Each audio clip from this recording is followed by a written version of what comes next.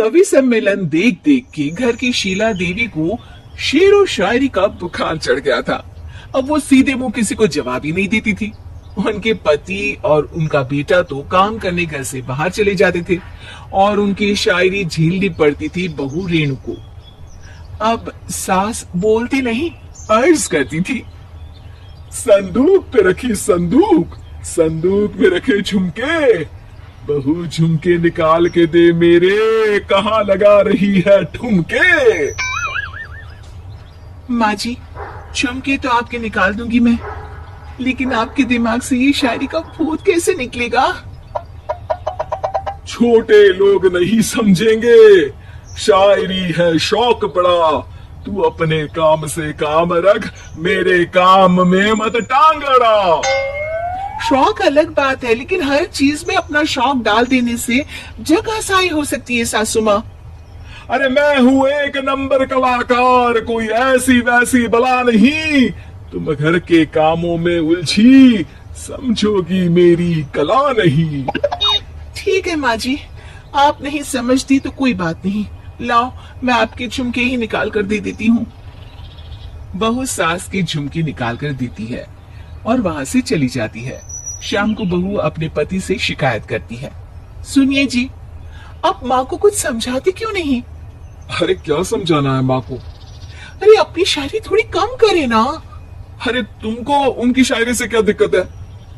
अरे मुझे नहीं, पर पड़ोस में सब लोग हंसते हैं, कहते हैं बुढ़ापे में लोग सठिया जाते हैं, लेकिन शीला जी तो शायर हो गई है। अरे लोगों का काम है कहना, लोगों की बातों का क्या टेंशन लेना। अरे वाह, मैंने भी शेर कह दिया, वाह वाह वाह। देख लो, तुमसे किसी ने कहा नहीं और तुम्हारे सामने कोई माँ की बुराई नहीं करता तो तुमको फर्क नहीं पड़ रहा। अरे तुम खामखा की बात का बतंगड़ बना रही हो। चलो चाय बना कर ले आओ मेरे लिए, साथ पियेंगे, कोई ढंग की बातें करेंगे। रेणु चाय बनाने लगती है। पहले वो अपने पति को चाय देती है, फिर सास को और आखिर में अपने ससुर को। लेकिन वो देखती है कि ससुर जी कुछ परेशान से हैं। क्या हुआ ससुर जी, कोई बात हो गई है क्या? अरे तेरी सास बात बात पे शायरी करती है। कल मैंने पूछा कि खाना खाया तो तेरी सास ने क्या जवाब दिया पता है? अरे गलती की और आरोपी ने कोड़े खा लिए फटाफट, खाना तो नहीं पर पकोड़े खा लिए झटाझट। अब बता क्या जवाब दूं इस बात का? वो तो सभी से शायरी में ही बात कर रही है, मुझे भी समझ में नहीं आता कि क्या करूं मैं। बेटा उसको उसी की भाषा में जवाब देना पड़ेगा। मैं तो आम बातचीत में भी उसके सामने कुछ नहीं बोल पाता, शायरी में क्या बोलूंगा भला। ससुर ने जैसे ही कहा कि उसको उसी की भाषा में जवाब देना पड़ेगा, बहू को ये बात जच गई।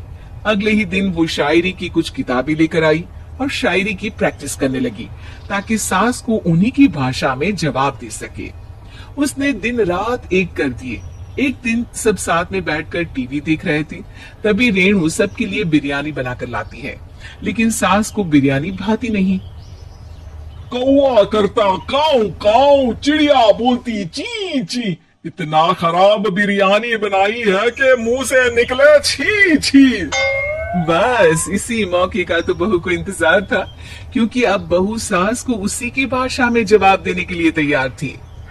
माँ जी, हमको अपनी ये बेकार शायरी ना सुनाइए, जैसी भी बनी है बिरयानी चुपचाप खाइए। ससुर जी और रेणु के पति ने रेणु का जवाब सुनते ही जोर से ताली बजाई और सास ने जब रेणु का शायराना जवाब सुना तो उनके गले में बिरयानी अटक गई। बहू ने एक और शायरी का तीर छोड़ा। शायरी में बहू के सामने सास हो जाएगी ढेर, क्योंकि सास मारेंगी एक शेर तो बहू मारेगी 1.25 शेर। सास को छोड़ के सब वाह वाह करने लगते हैं। आज पहली बार सास को नहले पे दहला मिला था और रेणु ने सास का मुंह चुप करा दिया था।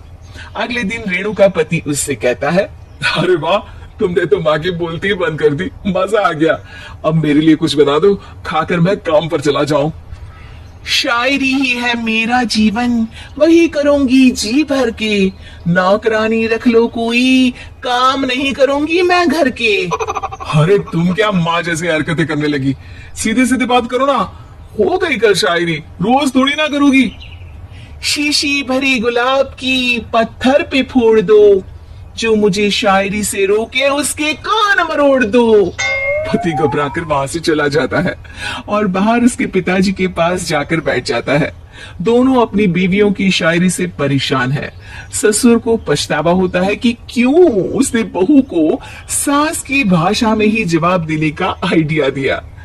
अब तो घर में दो शायर हैं। दोनों एक साथ दुखी स्वर में कहते हैं, हम दोनों की ही बीवियां जब से शायर हो गई है, क्या बताएं, जिंदगी एक फटा हुआ टायर हो गई है।